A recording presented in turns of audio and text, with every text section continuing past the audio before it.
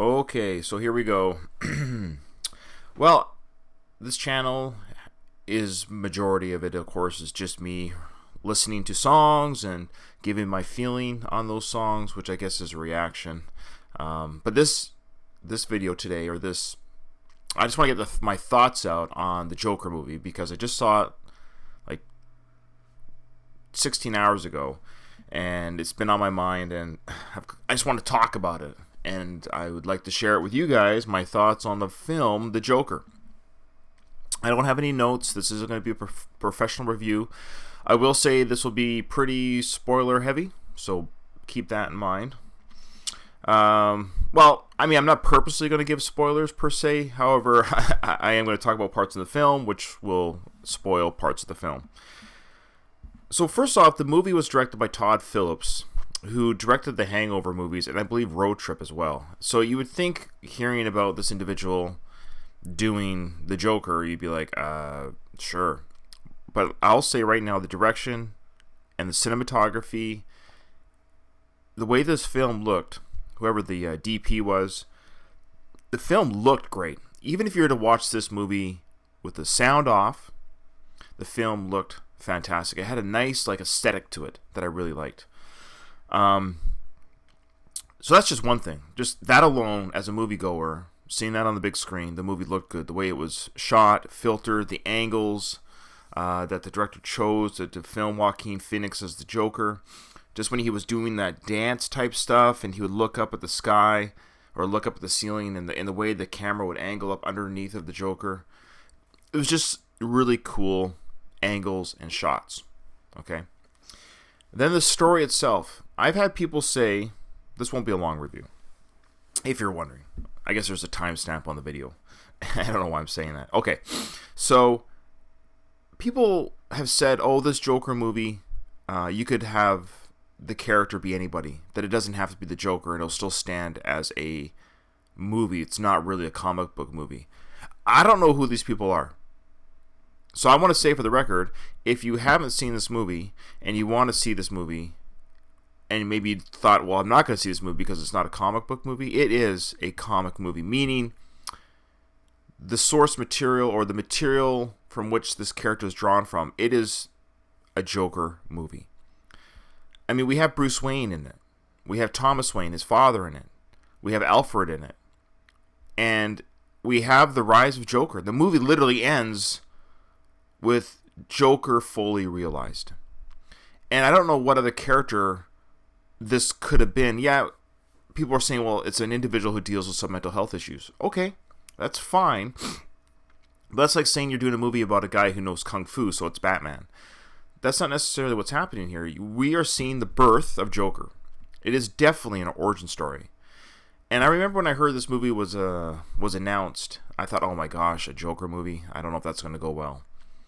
I was wrong. I went into this movie with high expectations, and they were exceeded because the word of mouth was so good on this movie that that I thought, okay, well, this movie can't meet the expectations. Well, it exceeded my already high expectations.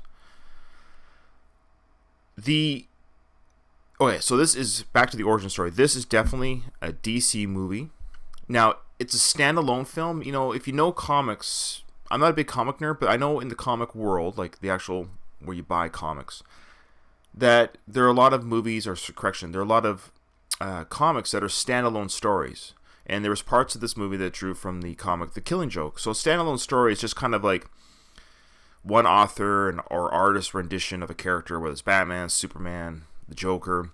And it doesn't have like multiple issues covering that storyline. It's kind of like a standalone story that doesn't really tie to the rest of the comic canon, right? That's where this movie fits in. But even then, it fit in more with canon than I thought. It showed now here's spoilers, guys. So here we go, spoilers. Okay, total spoilers coming up. It showed the killing of Bruce's parents. Like I couldn't even believe it did that, and it showed Bruce Wayne as a boy standing beside his dead parents, and his parents were killed by the chaos that was inadvertently caused in many ways by the Joker, by one of his minions before they actually became his minions, so to speak. And he was murdered. Thomas Wayne and his wife were murdered in the alley. And there's even a scene where the thug that murdered the parents grabbed her pearls, just like in the comics. And the pearls went flying. The classic scene of the guy grabbing the necklace to make it look like a robbery. But it was, it was a killing. And Bruce was standing there.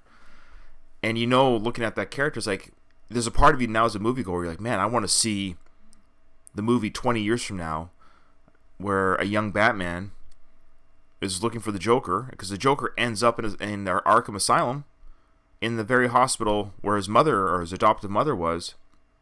And the whole movie is definitely a study of Joker as a character in the comics. Now,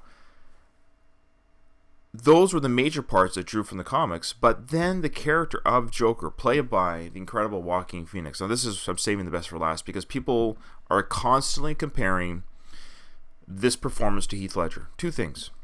Heath Ledger's performance, as amazing as it was, came out 11 years ago. That's great. And I think it's enough time has passed that we can reintroduce a new Joker. Now, granted, there was Jared Leto's Joker in the Suicide Squad.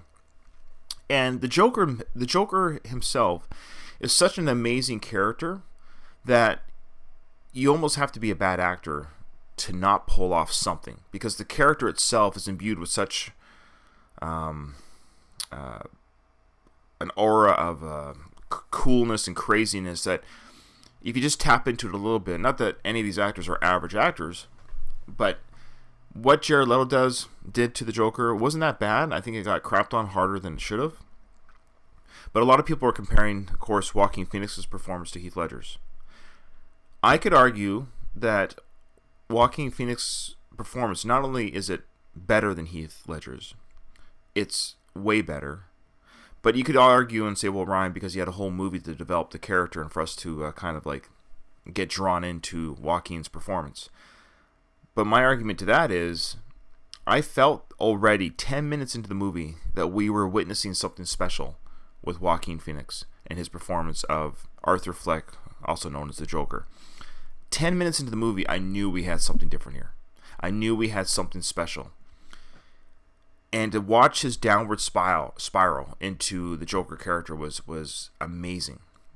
When he did his first killings with the gun, when he killed one of his co-workers in his apartment, when he kills, spoiler alert guys, I'm telling you, when he kills his mom, his adoptive mother in the hospital, I was just like elated, not because of the the carnage, but because we saw the Joker fully realized in that we hadn't seen before on screen. The Joker is a maniac. He is crazy. And even Heath Ledger didn't really, other than that little parlor trick with the pencil scene, we didn't really see the Joker by himself fully realized. And then, guys, that end sequence with Joaquin Phoenix dancing down the stairs, going to the late night talk show, and that last 15 minutes of him on the talk show, I was like at the edge of my seat, even though I knew what was going to happen. And this is my last spoiler alert warning if you don't want to know. We're led to believe that Joker is going to shoot himself on TV. And we know that he's not. We kind of know as an audience member that he's not going to, because I've already heard that Joaquin would like to do a sequel, or he's not opposed to doing a sequel. So I thought, he's not going to kill himself.